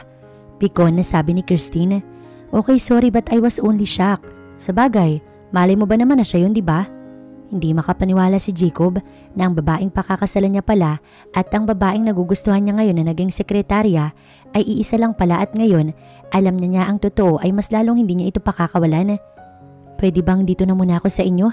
Tanong ni Kirstine kay Jeannie nang nandoon na sila sa bahay ng kaibigan. Pwede naman, pero sure na hanapin ka rin ng mga magulang mo. Nag-aalalang sabi ni Jeannie. Di mo naman ako ilalaglag sa kanila, di ba? Of course not. Ngumiti si Jeannie. Kaya nagpaalam na muna si Kirstine na magpapahinga na muna siya sa kwarto dahil masyado siyang napagod sa nangyari at kailangan niya munang magpahinga. Ngunit lingid sa kaalaman na paggising niya, lalo lamang siyang mai-stress. Nagising si Kirstine dahil may tumatapik-tapik sa kanya. Sisigawan niya na sana nang makita niyang si Jeannie ito. Bakit naman kasi kailangan na ganunin pa siya kung pwede naman nagisingin na lamang at wala nang pagganon-ganon? Bakit ba? Tanong niya sa kaibigan. Tinatanong kung ano ba ang dahilan kung bakit siya nito ginigising gayong hindi pa nga ata humahaba ang tulog niya kaya naistorbo agad siya. Pag ganun pa naman ay talagang sumasakit ang kanyang ulo. May naghahanap sa'yo sa baba. Kinakabahan itong sabi na parang may ginawa itong masama sa kanya. Sino? Nakataas na kilay na tanong ng kaibigan. Sorry talaga bes pero bumaba ka na muna. Hindi ko talaga sinasadya. Kaya ayun, wala siyang choice kundi tignan na lamang kung ano ang sinasabi ng kaibigan. Kaya ganun na lamang ang kanyang gulat nang makita si Jacob na nakaupo sa may sofa. Anong ginagawa mo dito? Kanyang tanong sa lalaki tsaka masamang tinignan ng kanyang kaibigan. Siguradong inamin ito sa lalaki na nandun siya kaya hindi na ito umalis at ginising pa talaga siya ng kaibigan para lamang kausapin ng lalaki. Sinusundo ka? Sagot ni Jacob sa kanya at tumawa ito na para pang gustong lumapit sa kanya. At sa tingin mo sasama ko sa'yo? Sino ka ba? Ano bang meron tayo? Wala na siyang pakailam kahit makasakit pa siya ng feeling ng iba. Nagsasabi lang naman siya ng totoo. Baka nakakalimutan mo na ako ang fiancé mo na dapat mong pakasalan. At saan naman kumukuha ng lakas ang loob ng lalaki para ipamukha sa kanya yun? Pakasalan? Wala siyang balak pakasalan ng lalaki na ni minsan. Hindi niya na naisin na pakasalan to. Wala akong pakailam. Ang mga magulang ko lang ang may gusto nun at ako gagawin ko yung gusto ko. Matapang na sabi ni Kirstine. Humingi na sila ng tawad sa'yo. Hindi mo ba sila kayang patawarin? Huwag mo kong matanong-tanong ng mga ganyan dahil wala kang alam. Ayoko magpakasal sa'yo o kahit na kanino. Gusto ko'y malaya ako at pakakasalan ko kung anong gusto ko at hindi ikaw yun. Nagmamatigas pang sabi ni Kirstine. Iuwi na kita sa inyo. Sabi ng lalaking walang pakailam kung ano ang kanyang sinasabi. Aalis ka dito ng mag-isa, hindi ako sasama sa'yo. Sabi ni Kirstine at tumalikod na sa lalaki pero hinawakan siya na to. Sasama ka sa akin. Kapag pinilit mo ko, mas lalong hindi ako sasama. At ikaw ano? Umaasa ka na pakakasalan kita? Alam mo, nagsisisi na nga ako na nag-apply pa ako ng trabaho sa'yo dahil ikaw ang dahilan kung bakit ako lumayo dahil gusto nilang magpakasal na ako sa'yo. Inilabas na talaga ni Kirstine ang kanyang nararamdaman. Then kung ayaw mong sumama sa santong dasalan, isasama kita ng sapilitan. Nagulat na lamang siya nang bigla nitong iposas ang isang kamay niya sa isa nitong kamay. What the hell? Anong ginagawa mo? Inis niyang tanong sa lalaki. Ngayon, wala ka nang kawala sa akin. Tatanggalin ko lang ang posas kapag nandun ka na sa mansyon nyo. Miss na miss ka na ng mga magulang mo. Hayaan mo naman silang makabawi sa'yo. Parang boyfriend niya ang lalaki na siya ay sinisermonan. Bakit ikaw ang nagdedesisyon? Alam mo dahil sa ginagawa mo, mas lalo ko naiinis sa'yo. Eh di mabuti, dahil sabi nga nila, the more you hate, the more you love. Sabi ng lalaki na kangiti pa na parang tuwang-tuwa pa ito sa sinasabi, samantalang siya, Halos sumabog na sa sobrang inis. Hindi mo na dapat ginawa to, iho. Hindi mo kilala ang anak namin. Baka imbis na magustuhan ka niya, manatili lamang siyang galit sa'yo. Ang sabi ng mami ni Christine kay Jacob. Nadala niya na ang dalaga sa mansyon at nandoon na ito sa kwarto. Mas gusto na magkulong na lamang doon kaysa naman kausapin sila. Ayos lang po na mainis siya sa akin, tita, tito. Ang gusto ko lang naman po ay magkaayos kayong pamilya. Paliwanag naman ni Jacob, kaya napangiti na lamang ang ginang na tila ba na-touch sa kanyang sinabi. Sige, iho, umuwi ka na muna sa inyo. Kami nang bahala sa anak namin. Nag-aalala lamang ang ginang na baka napapabayaan na ng lalaki yung ibang bagay dahil sa kanilang mahal na anak. Tumango lamang ito at saka tumingin sa pangalawang palapag ng kanilang tirahan at saka bumuntong hininga. Halatang halata na gusto niyang muling makita ang dalaga, pero babalik na lamang siya bukas. Baka sakaling kinabukasan, hindi na mainit ang ulo ni Christine.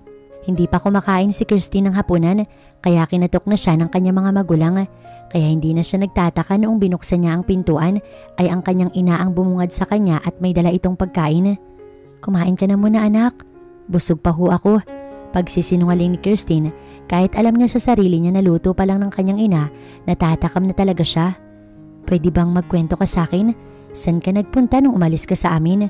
Wala po akong maikukwento sa inyo. Simpleng sagot ni Christine. Bakit nagtrabaho ka pa?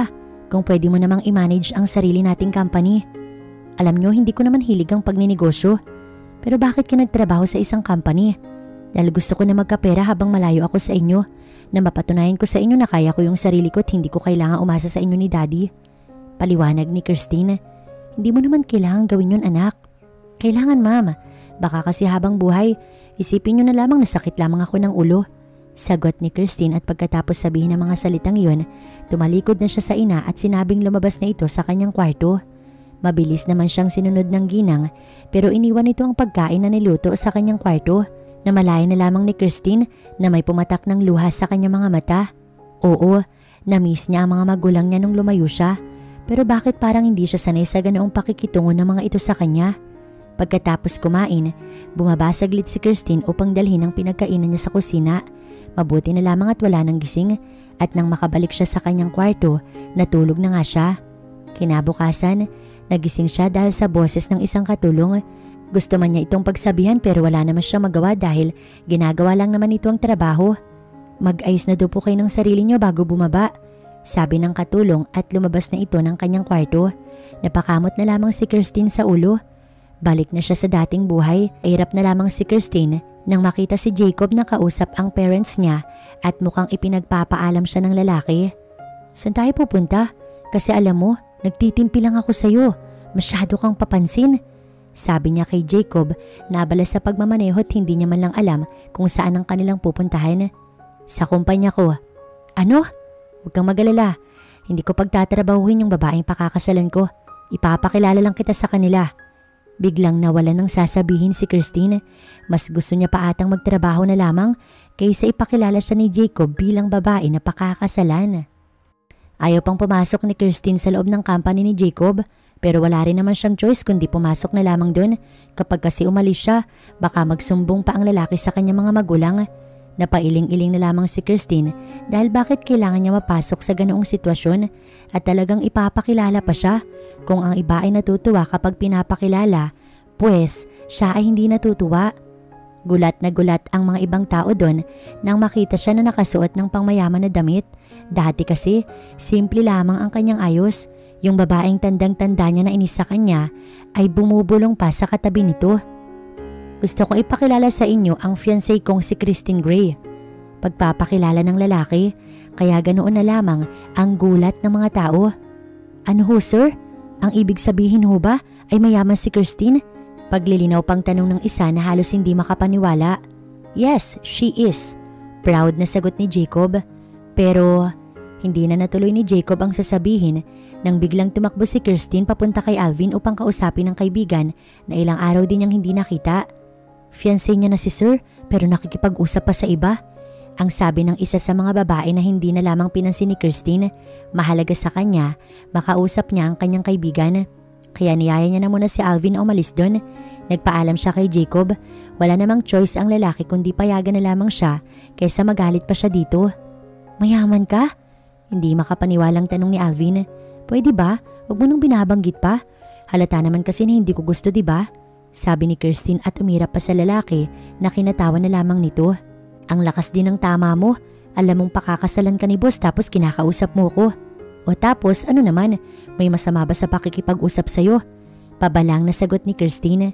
Meron, parang sinasaktan mo on purpose yung feeling ng tao. Hindi nakasagot si Kirstine. Maya-maya pa'y bumalik na si Alvin sa trabaho nito kaya hindi na sila nakapag-usap. Bakit ba kasi ang laki ng takot ng lalaki sa boss na to? Samantalang siya wala namang katakot-takot. Ayos na sana nang bigla namang may dumating at hinahanap si Jacob. Ito yung babae na may gusto kay Jacob na pinagtimpla niya ng matapang na kape. Sa tuwing naaalala niya iyon, natatawa na lamang siya. Sinasabi ko na nga ba't may tinatago kang landi? Biruin mo yun, ang ganda mo ng tignan ngayon. Sabi sa kanya ng babae, hindi kasi alam na mayaman din siya kaya gano'n na lamang makapagsalita. O tapos, ano ngayon? Ikaw na lang ba ang may karapatan na magsuot ng pangmayaman na damit? Hindi nga, ang sinasabi ko isa kang gold digger. May iba ka rin palang nais. Gusto mo sa'yo si Jacob para maperahan mo. Maarte pang sabi ng babae. Excuse me miss, pero mali ka dahil katulad mo, mayaman din ako. Kung hindi mo ko kilala, ay ako si Kirstine Gray na nagpapanggap lamang ng sekretarya kaya wag mo kong malit-malitin. Hindi ako tulad ng mga bida sa palabas na magpapaapi sa mga katulad mo. Hindi ka na nga maganda, pangit pa ang ugali. So hinahanap mo si Jacob? Well, my fiancé is inside the company. Sabi ni Kirstine, tsaka binangga ang babae. Pasabi na din pala na umalis na muna ako ha. Kanyang sabi nang sandaling nilingon muna ang babae at kumindat pa siya dito. Inis na pinuntahan ni Jacob si Kirstine sa bahay ng dalaga. Hindi siya natutuwa sa biglaang pag-iwan nito sa kanya, tinuro pa talaga kung nasaan siya. Tuloy, kinausap na naman siya ng babaeng yun pero hindi siya nagdalawang isip na sabihin sa babae na ikakasal na siya at si Kirstine ang kanya nagugustuhan. Si Kirstine po, tanong niya sa ina ng dalaga. Nando sa kanyang kwarto. Bakit iho, may nangyari ba? Walang sinabi si Jacob pero nagpaalam siya sa ginang kung pwede niyang tunguhin si Kirstine at mabuti na lamang pumayag ito at nagtanong na rin siya sa maid kung nasaan ito upang hindi siya maligaw. Kumatok si Jacob sa pintuan ni Kirstine. Dapat ay sisigawan siya nito dahil akala niya isa siyang katulong pero gano'n na lamang ang gulat ng dalaga nang siya ay makita. Bakit ka nandito? At saka pati ba naman dito sa kwarto ko sumusunod ka talaga? Inis na tanong ni Kirstine kay Jacob. Kaya nagulat na lamang siya nang itulak siya nito papasok sa loob ng kwarto at pumasok din ito dun. Tsaka nito sinarado ang pintuan. Nakaramdam ng takot si Kirstine. Hindi maiwasang mag-isip kung ano ang balak gawin ng lalaki sa kanya, lalo pat babae siya. Kung ito ang paraan mo para takutin ako, pues, hindi effective. Kaya pala parang kinakabahan ka na. Mapang-asar na tanong ni Jacob. Hindi ako magpapakasal sa bastos. Bigla namang malakas na tumawa si Jacob. Iniisip talaga ng dalaga na may masama siyang gagawin dito. Can you stop laughing? Sa totoo lang, ang sakit sa tenga ng tawa mo. Iritadong sabi ni Kirstine. You look cute. Pangaasar pa nito sa babae. Cute mo mukha mo. Kapag sumigaw ako ng rape at narinig nila ako, tignan ko lang kung maging cute pa ako sa harapan mo. Well, kahit gawin mo yun, may pagtatanggol ko yung sarili ko dahil hindi ko magagawa ang sinasabi mo.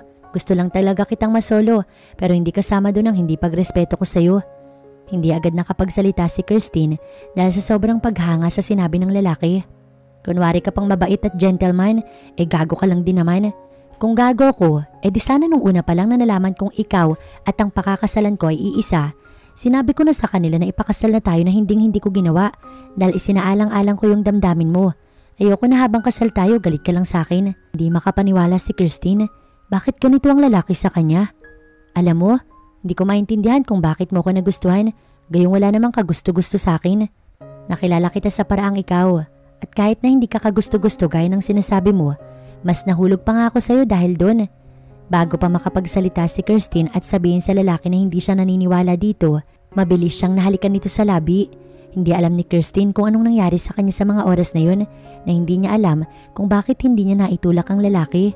Tapos, bigla na lamang itong nagpaalam sa kanya. Habang siya ay naiwang nakahawak sa kanyang labi na kanina lamang, hinalikan ni Jacob. Hindi ko po gusto si Kirstine at kaibigan lang po yung tingin ko sa kanya. Nakahinga ng maluwag si Jacob sa naging sagot ni Alvin. But I think gusto ka niya, sabi niya sa lalaki. Nagulat na lang si Jacob nang bigla na lamang malakas na tumawa si Alvin at hindi makapaniwala sa kanyang sinasabi. Ako? Magkaibigan lang ho kami at baka ginagawa niya lamang iyon para inisin kayo. Pasensya na boss pero may trabaho pa ako. At umalis na ito sa kanyang harapan. Natakot na baka maiba pang sabihin at itanong. Biglang naalala ni Jacob ang pag-imbita sa kanya ng mami niya kay Kirstine na pumunta raw ang dalaga sa mansyon nila dahil magluluto ang ginang. Mabuti na lang talaga at mayroon siyang number ni Kirstine kaya tinawagan na lamang niya ang dalaga. Medyo natagalan pa ito bago sumagot. Mukhang busy sa kung anumang bagay. What? Inis nitong tanong. Inaalam kung anong dahilan ng kanyang pagtawag. Nasaan ka? Susunduin kita. Sagot naman niya sa babae. Nandito ako sa mall kasama si Jeannie. Bakit ba kasi? Pupuntahan na kita dyan. Alam naman ni Jacob kung ano ang mall na madalas napuntahan ng magkaibigan. Nandito na yung mapapangasawa mo, sinusundo ka na. Panunokso pa ni Jeannie sa kanilang dalawa, kaya naman siniko ni Kirstine ang kaibigan. Mamamasyal pa kami ni Jeannie, ang sabi ng babae at halatang ayaw pang sumama. Mabuti na lang talaga't masyadong honest ang kaibigan nito at halatang boto sa kanya dahil saportado ang pagkakaroon nila ng moment kasama ang isa't isa. Bes, di ba? I told you na susunduin ako ng driver namin kaya mabuti pa. Sumama ka na lamang sa fiancé mo o kaya kayo na lang ang mamasyal. Nakangiti pang sabi ni Jeannie. Maya-maya pa'y dumating na ang sundo nito kaya silang dalawa na lamang ni Kirstine ang naiwan. San mo na naman ba ako dadalhin? Sa amin. Simpleng sagot niya sa babae. Ano namang gagawin ko doon? Papakilala kita sa mga magulang ko. Hindi mo naman kailangan gawin yun dahil siguradong kilala na nila ako. Ayaw magpatalo ng dalawa at patuloy pa rin sa pagtatalo. Gagawin ko kung anong gusto ko at isasama kita at ipapakilala kita sa kanila. Unless natatakot ka. Mapang-asar na sabi ng lalaki. Hindi at bakit naman ako matatakot? At ano mo ba ako para ipakilala? Ikaw ang gusto kong babae at sasabihin ko sa kanila na ikaw ang tanging babaeng nagugustuhan. Medyo nakornihan si Christine pero pinigilan niya lamang na kiligin. Pero kinilig ka naman. Umirap na lamang si Christine. Bigla niya kasing naalala ang ginawa nitong paghalik sa kanya. Habang nasa biyahe, tahimik lamang si Christine hanggang sa makarating sila sa mansyon. Masasabi niyang halos magkasing laki lamang ang kanilang bahay. Maya-maya pa, may ginang na bumati sa kanya na sa tingin niya, ito na ang ina ni Jacob. Naikwento ka na sa amin ni Jacob. Naikwento niya na ang lahat-lahat. Napayuko si Christine, medyo nakaramdam siya ng hiya. Pero naiintindihan ko naman iha at ganun din itong anak ko na kahit gustong gusto ko na, hindi pa rin tinutuloy ang kasal niyo dahil alam niya na hindi ka pa handa. Pagkukwento ng ginang, tumingin si Christine kay Jacob pero nag-iwas ng tingin ng lalaki. Parang kinikilig na ewan kaya hindi makayanan ng tingin niya. Hanggang sa sabay-sabay na nga silang kumain, todo asikaso si Jacob sa kanya kaya halos mapaso na siya dahil sa sinasabi ng mami na to. Pwede na kayo maging mag-asawa. Asikasong-asikaso ka ng anak ko iha. Kami mag-asawa, miski ang ipagtimpla ng kape hindi magawa. Kung pwede nga lang itatawag ako ng lawyer at ipapakasal ko na kayong dalawa. Alam ni Kirstine sa sarili niya na gusto na rin niya si Jacob. Hindi niya lang magawang aminin sa lalaki. Kaya ngayon, nakapag-isip-isip na siya na aamin na nga siya na ang mga ginawa niyang pagtataray noon ay para itaboy lang ang lalaki dahil nagkakagusto na siya dito, na siya namang hindi pwedeng mangyari dahil hindi niya ito pwedeng magustuhan. Baka kasi ituro siya sa mga magulang niya pero ngayon wala na siyang dapat pang ikatakot dahil alam na rin naman ng mga magulang niya kung siya ay nasaan. Nagbihis ng maayos si Kirstine at bibisitahin ng lalaki sa opisina. Maaga din siyang umalis sa kanilang bahay. Nang makarating si Kirstine sa company, ganun na lamang ang pagtataka niya dahil iba ang tingin sa kanya ng isang empleyado. Sinawalang bahala niya na lamang yun. Habang nasa elevator, nakaramdam ng kaba si Kirstine sa hindi malamang dahilan hanggang sa makarating siya sa opisina ng lalaki. Ganun na lamang ang gulat niya sa nasaksihan dahil nakakandong kay Jacob ang maarting babae na akala niya ay naitaboy niya na at nang makita siya, mabilis na naitulak ang babae. Patay ako nito, hindi ko nasabi kay Ma'am Christine na may kausap pa si Sir. At napakamot sa ulo ang empleyadong yun. Sige, tuloy nyo lang, mukhang nakakaabala ko sa inyo. Sabi ni Christine na maluha-luha na. Bakit kailangan sa mga oras na yun pa kung kailang handa na siyang umamin? Ganun pa ang nangyari. Hindi ko siya hinalikan, siya ang umalik sa akin. Paliwanag sa kanya ni Jacob nang siya ay habulin na to. Imbis na sagutin ang sinabi ng lalaki, inangat na lamang niya ang ulo niya na kanina nakayuko upang makita nito ang kanyang pagluha at mabatid na siya ay nasasaktan dahil sa kanyang nasaksihan. Isusurprise sana kita. May sasabihin sana ako sa'yo, pero ako pa yung na-surprise. Ano pa bang bago? Puro hanggang sabi lang naman kayo. Pagkatapos bitawan ng mga salitang yun, patakbong pumunta si Kirstine sa elevator at bago pa makapasok si Jacob, mabilis niyang pinindot yun. Sabi na nga, maling pumayag siya na makipag-usap kay Monique tungkol sa negosyo dahil iba pala ang pakay ng babae. Batid niya naman na gusto siya ng babae, ngunit maling-mali ang ginawa nito. Kaya pati ang koneksyon niya sa company ng pamilya ng babae ay kanya nang puputulin. I'm sorry Jacob, hindi ko naman sinasadya yun. Hindi ko naman alam na dadating siya. Paghingi sa kanya ng paumanhin ng babae na halata namang hindi sincere at talagang ginawa nito yun. Can you just leave? Mali na nakipag-usap pa ako sa'yo. Simula ngayon, wala na akong kahit ano pang koneksyon sa company ninyo. Pinuputol ko na yung ugnayan ng mga companies natin dahil sa ginawa mo. Final na sabi ni Jacob. Nang hindi pumayag si Monique, tinawag niya ang gwardiya at ipinakuha ang babae, ngunit hindi na nagpabitbit pa ang babae at kusa na lamang umalis. Samantalang si Kirstine ay umiiyak na umuwi sa kanila, pero imbis na magmukmok sa kanyang kwarto at kung anong gawin, agad siyang lumapit sa ina nang ito'y makita. Yumakap siya rito. What happened, anak? Alalang tanong ng ginang. Hindi naman magawang magkwento ni Kirstine, kaya yakap na muna ang binigay ng kanyang mami at wala pang advice. Gusto ko na siya, ma'am. Parehas naman kaming may nararamdaman sa isa't isa, alam ko yun. Pero bakit feeling ko, pinaglalaroan niya lang ako. Nakita ko siyang may kahalikan. Nung nakaraan lang ako yung hinalikan niya. Anak, nakinig ka ba sa paliwanag niya? At alam mo ba ang totoong nangyari? Nagpapadala ka lamang siguro sa emosyon mo. Hindi nakapagsalita si Kirstine. Puntahan mo na lamang sa taas, iho. Ang sabi ng ginang kay Jacob. Si Kirstine kasi ay mas pinili na namang magkulong sa kwarto pagkatapos umiyak sa kanyang balikat. Inamin ng kanyang anak ang lahat na nararamdaman nito para sa lalaki na siya namang kinatuwa ng ginang, pero hindi niya alam kung matutuwa pa ba siya kung hindi maaayos ang sigalot sa pagitan ng dalawang parehas naman ng nararamdaman. Panay ang iyak ni Kirstine, kaya nang buksan niya ang pintuan ng may kumatok, mamula-mula pa ang kanyang mga mata dahil sa kakaiyak. Hindi siya nakapagsalita na makita si Jacob. Akmang isasara na niya ang pintuan, pero iniharang ng lalaki ang kanyang braso para hindi niya tuluyang magawa ang kanyang binabalak. Malis ka na nga! Sigaw ni Kirstine sa lalaki, pero nagulat na lamang siya nang yakapin siya nito at paulit-ulit humingi ng tawad. I'm so sorry. Paghingi nito ng tawad. Bakit ka nandito? Bakit hindi ka na lamang makipaghalikan sa malanding babaeng yun? Dahil ikaw ang gusto ko't hindi siya.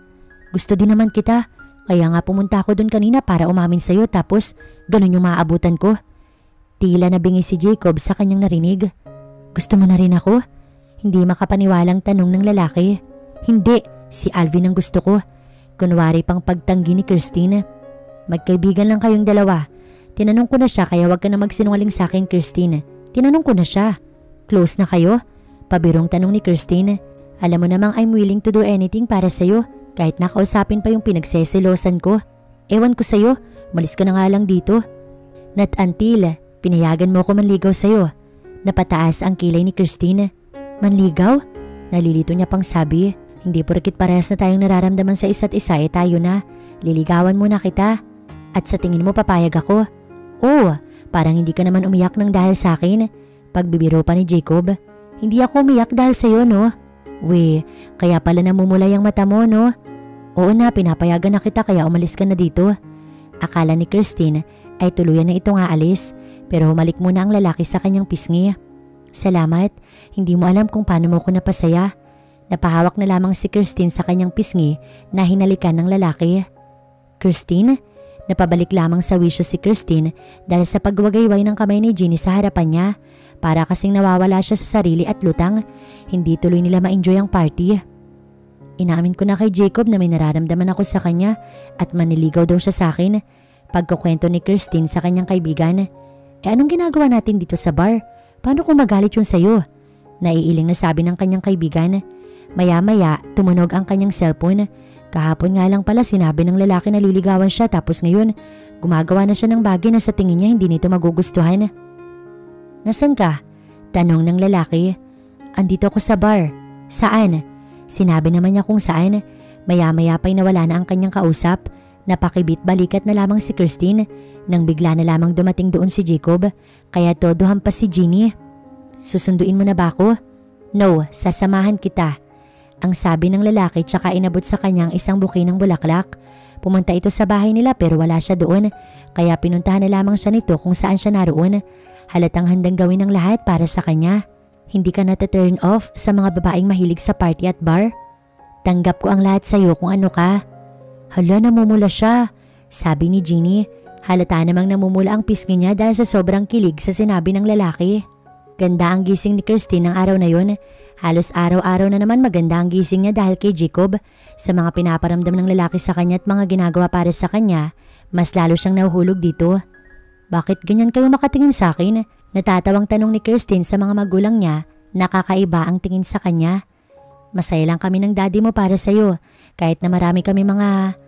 Hindi pa pinatapos ni Christine ang mami niya sa sasabihin. Hahaba kasi yung usapan at sa totoo lang, matagal niya nang napatawad ang kanyang mga magulang. I know na lahat ng sermon niyo sa akin ay para lang mapabuti ako, kaya hindi ako galit sa inyo ni dad, ma'am. Hindi ako galit, sabi ni Christine at niyakap ang kanyang mami at daddy. Tsaka siya nagpaalam na pupunta siya sa lugar na sinabi ni Jacob kung saan sila magkikita. Sa totoo lang, medyo iritado siya dahil hindi siya susunduin ng lalaki, pero ayos lang din naman sa kanya. Hindi naman araw-araw ay dapat siyang ituring na prinsesa ng lalaki.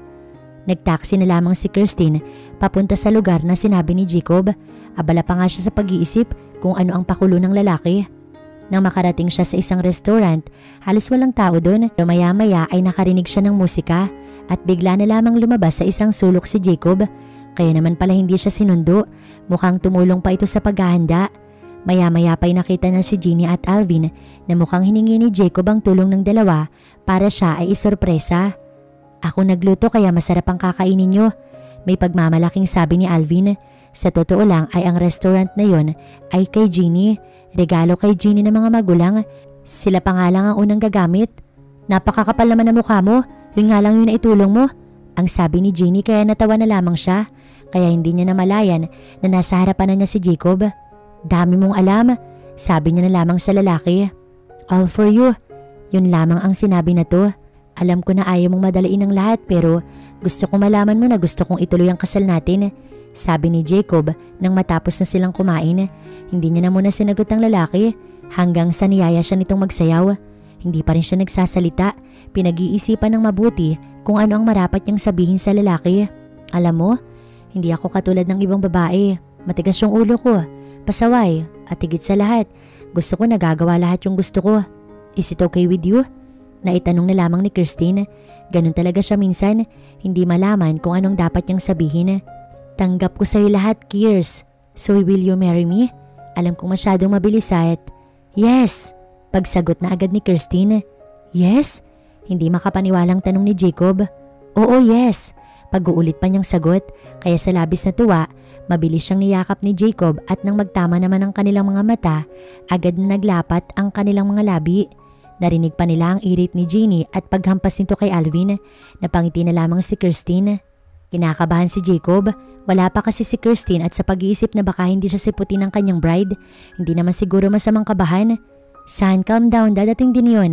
Pagpapakalma sa kanya ng kanyang daddy.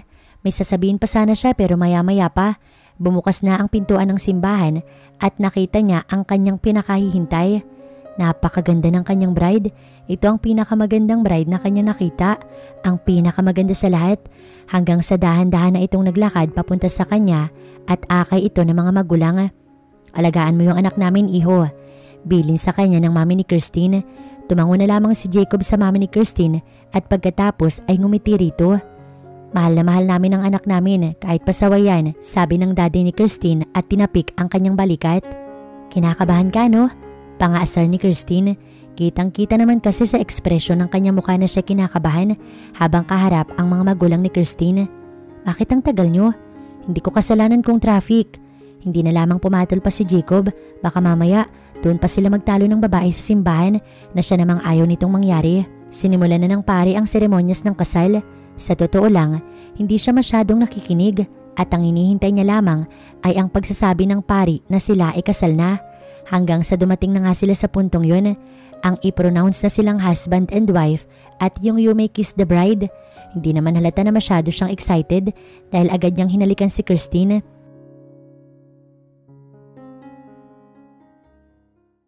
Nasa reception na sila. Ang daming tao. Bulong ni Christine. Sa mga bar na pinupuntahan mo, ganito rin naman, di ba? Sabi niya sa babae. Iba naman yun, ang boring dito. Then, anong gusto mong gawin? Alam niya nang may pinapahiwatig ang babae, kaya tinanong na ito ni Jacob ng diretsahan. Tumakas tayo? Hindi na siya nagulat sa naging sagot ni Christine. Halata naman na kanina pa ito naiinip, kaya pinagbigyan niya ang asawa. Sa totoo lang, kanina niya pa rin gustong masolo ito. Hindi naman sa kinukonsinti niya ang babae sa mga kalokohan, pero paminsan-minsan lang naman. Naging masaya naman ang pagsasama nila ni Christine dahil pareho nilang mahal ang isa't isa. Hanggang sa biniyayaan sila ng isang babaeng anak na makamukha ng asawa niya at kaugali pa na sa tingin nila, ito ang kanilang magiging sakit ng ulo. Ngunit kahit ganun, mahal nila ang kanilang anak. Daddy, mahal niyo rin po ba ako kahit pasaway? Tanong kay Jacob ng anak nila ni Christine. Oo naman, ganyan din naman ang mami mo noon eh. Makulit at matigas ang ulo pero mahal ko yan. Napangiti na lamang ang kanyang anak at mahigpit siyang niyakap hanggang sa bumalik na ang kanyang asawa na gumawa muna kanina ng merienda. Tumabi sa kanya si Christine at ang kanilang anak ay kanyang kalong-kalong. Manang-mana talaga sa'yo anak natin. Kaya hindi mo na kami mahal, pagbibiro sa kanya ni Christine. Kaya mahal na mahal ko kayo. Bata pa lamang si Cray kaya makulit siya't pasaway. Kaya magbabago pa yan. Tulad mo, pasaway ka rin naman dati di ba? Pero nagbago din. I love you, sabi na lamang niya sa kanyang asawa. I love you more wife. Kayo ni Cray ang aking buhay. Pagkatapos ay nag-family hug sila dahil kanina pa pala nakatingin ang kanilang anak.